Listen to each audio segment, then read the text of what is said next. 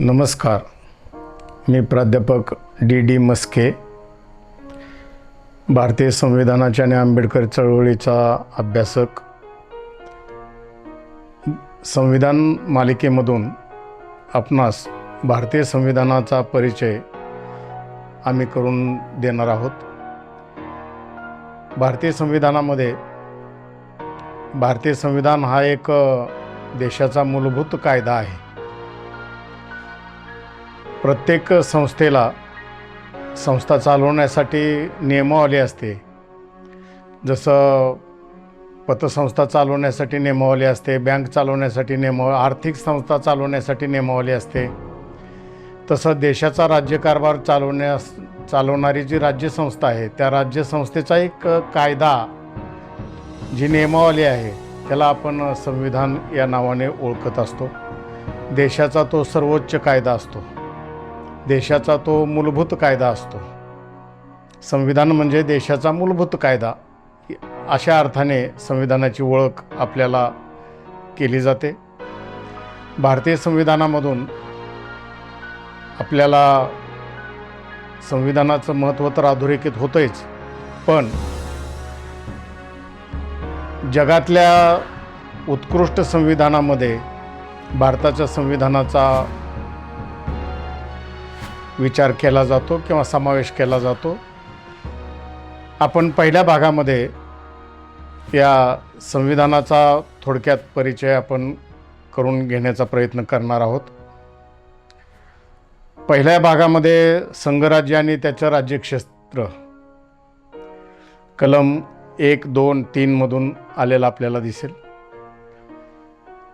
की संघराज्य कशाला म्हणायचं किंवा संघराज्यात कोणत्या बाबी आलेल्या आहेत. पहिलंच वाक्य आहे, इंडिया दॅट इज भारत.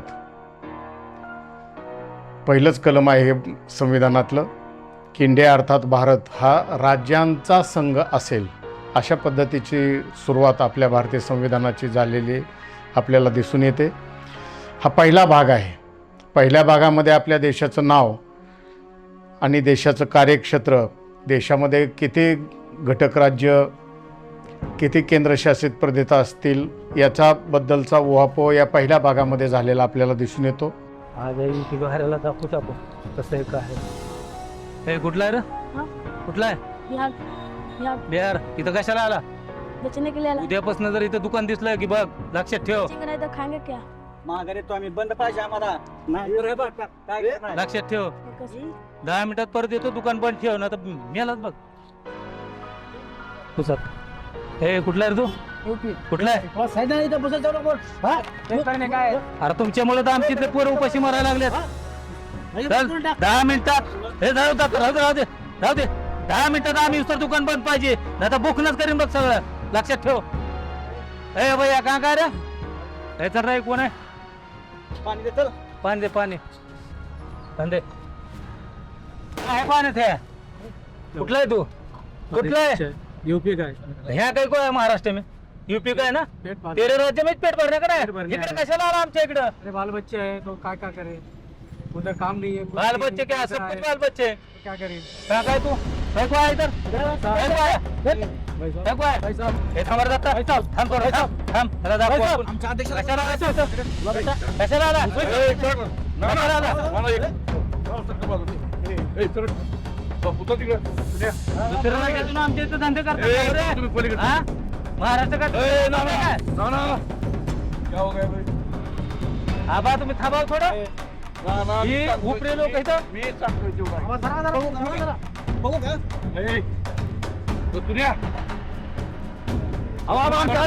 तुम्ही म्हणतात म्हणून उभं राहतो ना गपचूप. अरे कुठले कुछ नहीं आए और पानी मांगा, पानी में कुछ है गंगे. पाणी बघा बाई, यात पाणी काय बघा, पाणी दिलं ह्यांनी. और मांगने लगे. ना तुम्ही शहाणी सुरती माणसं आहे की हो. अहो ना, आबा आडो बोलतो ते आमच्या अध्यक्षाला. शहाणी सुरती माणसं मैं आहे कुछ तुम्ही. बोला ही नहीं. हा? मैं बोला ही नहीं. पाणी देणे का फिर? अरे थांब ना. अरे, तुमच्यामुळे तरी ना, ना. आमच्या महाराष्ट्राचे पोरं उपाशी मारायला लागले. तुम्ही येऊन युपी बिहारी पाणी खाली सगळ्या जिल्ह्यात तुम्ही झालेत आणि आमच्या इथे पोरं लागलेत दारू पिऊन रस्त्याने मारायला. आई बाबा मारायला लागले त्यांचे तुमच्यामुळं. उपऱ्यांना आमच्या तर महाराष्ट्रात घेऊन का तुमच्या बापाचा महाराष्ट्र आहे का? आम्ही आपली खरं बोंबलत आता आबा तुम्ही म्हणतात पण गप्प बसतात. ए बापू तू तुमच्यामुळे गप्प बसतोय. राखीतून असं एकाला.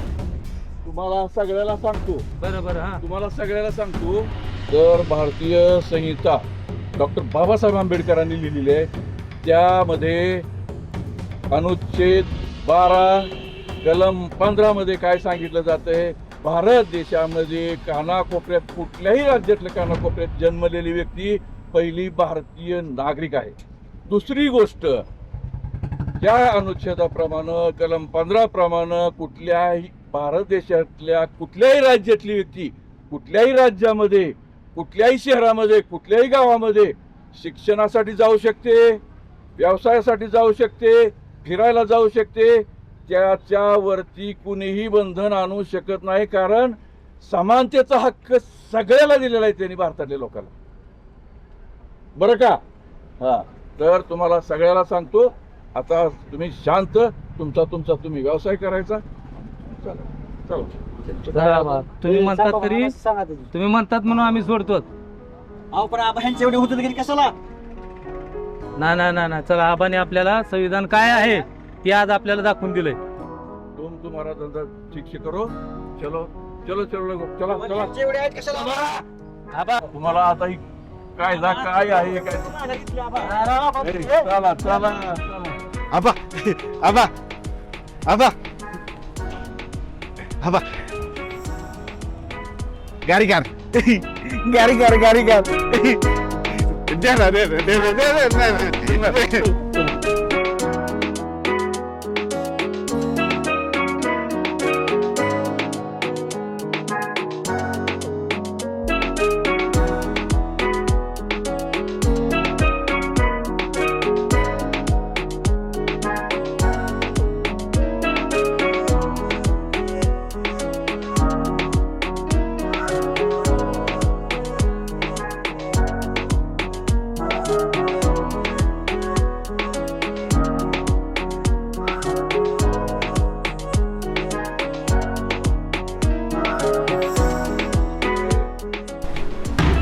जाधव साहेब या नानासाहेब या. नमस्कार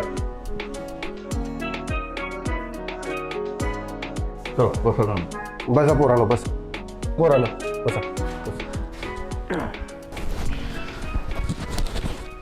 जाधव साहेब ह्या नाना साहेबांना ती 2-3 लोक ती 100 कोटीला गाडी नाही माहिती युपी बिहारवाल्याची आईस्क्रीमचा गाडा आहे कोणाचा पाणीपुरीचा कोणाचा भेळचा आहे. बरोबर. त्या लोकांवर भांडत बसले तिथं भांडण सुरू झालं योगायोगाने मी तिथं गेलो आणि त्याला समजून सांगितलं नाना असं नसतंय आपली लोक भारतातली कुठल्याही राज्यात कुठे जाऊ शकतात राहू शकतात व्यवसाय करू शकतात ह्यांना ती समजून सांगितलं तर तिथं ह्याची मोठी भांडणं झाली असती तिथनं कसं तर समजून सांगून पुन्हा तुमच्याकडे म्हणलं अजून त्यांना लयच पुस्तकातली तुम्हाला जास्त माहिती आहे ना ती त्यांना समजून सांगतील म्हणून तुमच्याकडे घेऊन आलोय बघा तर तुम्ही त्यांना ती व्यवस्थित समजून सांगा. बर नानासाहेब बोला तुमच्या तोंडून.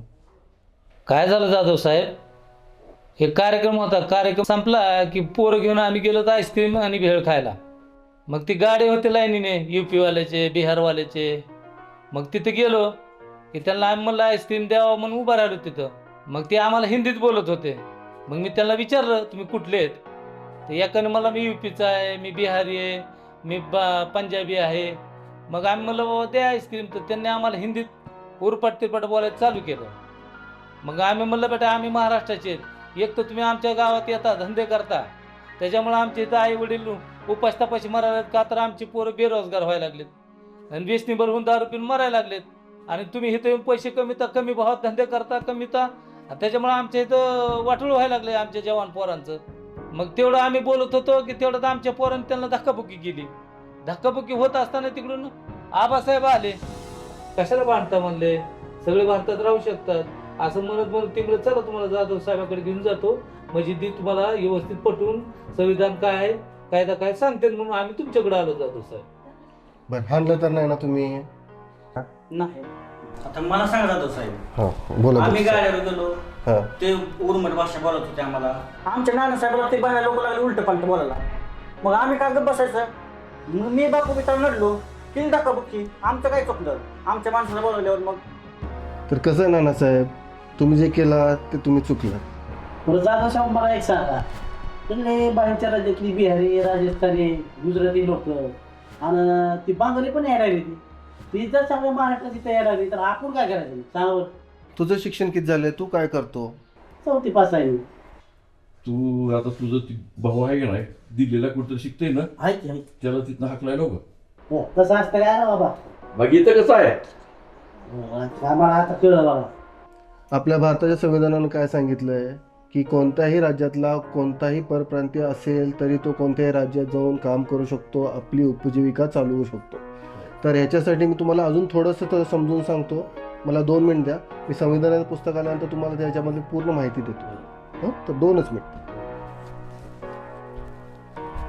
तुला काय डोक्याला खुराक करून ठेवला असता मागाशी, अहो, केसमध्ये आणलं असतं तुम्ही दोघेही.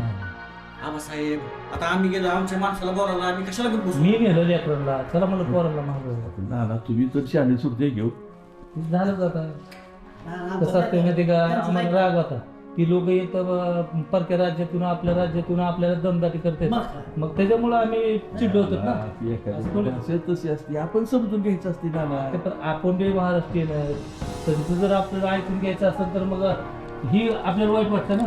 आपली लोक बाहेर येतील की नाही. आबा पण आमची काय चुकलं ना तुम्हाला वाटतं. असू दे नाना.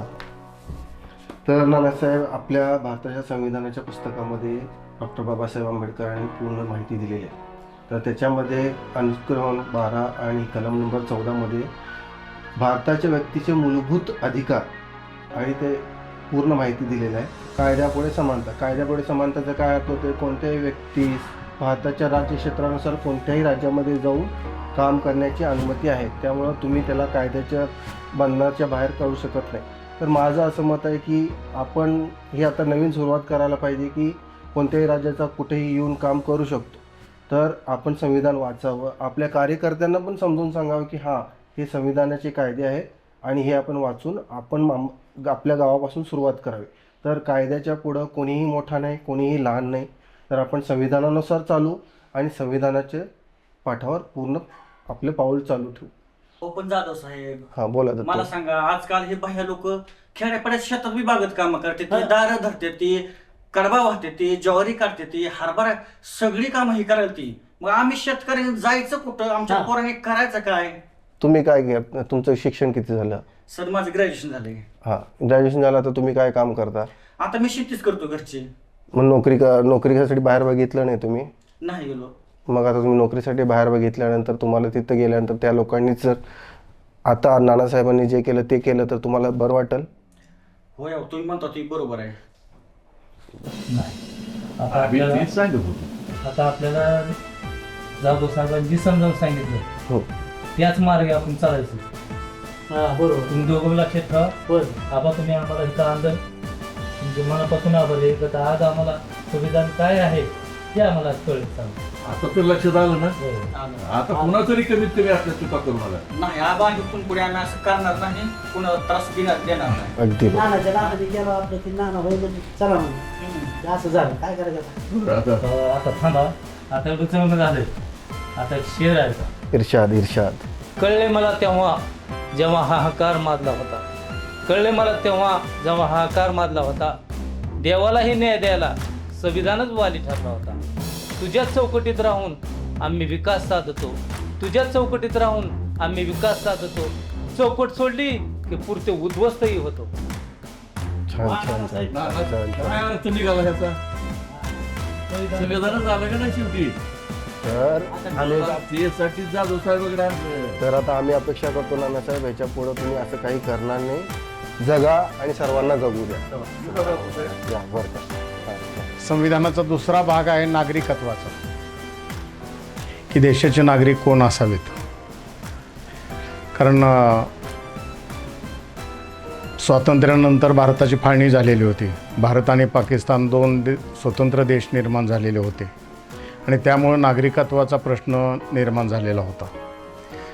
जे पाकिस्तानातून भारतात आलेत ते भारताचे नागरिक असं समजलं जाईल.